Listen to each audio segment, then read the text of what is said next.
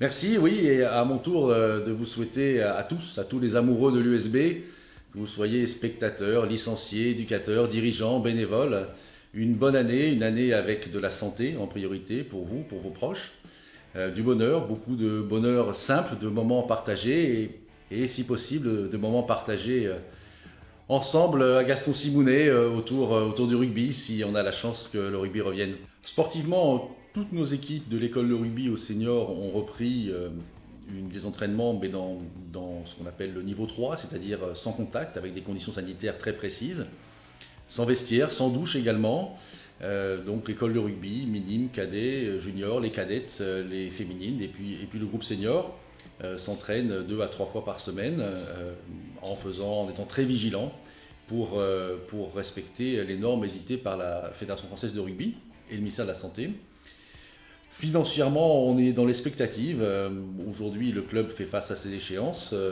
mais on a très peu de vision sur ce qui sera les prochains mois, que ce soit sur les entrées d'argent ou sur les sorties d'argent. Donc on navigue à vue. Ce qui est certain, c'est qu'on n'a pas une économie qui pourrait nous permettre de jouer à huis clos comme ça va se passer en Fédéral 1 Élite. C'est pas possible pour un club comme l'US Bergerac.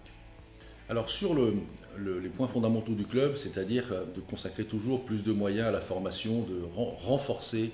la qualité pédagogique de nos éducateurs, on va continuer à avancer et on avance déjà, on continue à travailler avec Romain et avec les équipes de Romain, ça ne bougera pas. Ce qui va être impacté en revanche, c'est comment on va construire des budgets pour les saisons qui viennent et notamment déjà pour la saison prochaine et forcément sur la partie de budget consacrée à l'équipe 1. Où on va devoir se poser de bonnes questions pour à la fois rester très prudent. On ne sait pas dans quel état on va retrouver nos partenaires au printemps ou cet été, quelles seront leurs possibilités pour la saison prochaine. Donc on avait déjà construit un budget assez prudent cette année, je crois qu'on sera encore plus prudent l'année prochaine. Mais pour ce qui est des rails sur lesquels les clubs est engagé et notamment des efforts faits pour intégrer de plus en plus de nos jeunes dans les équipes seniors, et donc pour les préparer et les former du mieux possible, on va continuer à investir et à avancer.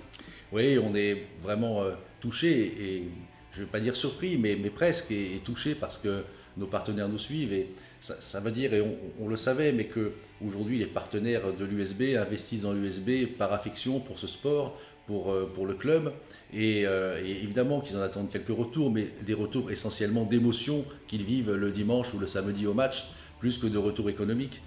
Néanmoins, on n'est pas naïf, il y a des partenaires qui sont touchés, je pense à tous ceux qui sont dans le sport, dans l'événementiel, ou dans la restauration, ou dans l'hôtellerie. Eux souffrent beaucoup et on est avec eux, on pense fort à eux. Dans le commerce de détail aussi, où c'est compliqué,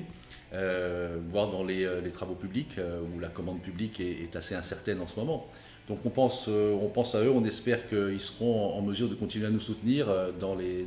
moments, les mois et les saisons qui viennent, et qu'on pourra continuer, nous, à bâtir une vraie offre pour s'engager à l'USB, ce ne soit pas seulement fait par affection ou par amitié, mais aussi pour avoir des retours économiques, avoir des retombées économiques de développement de nos entreprises.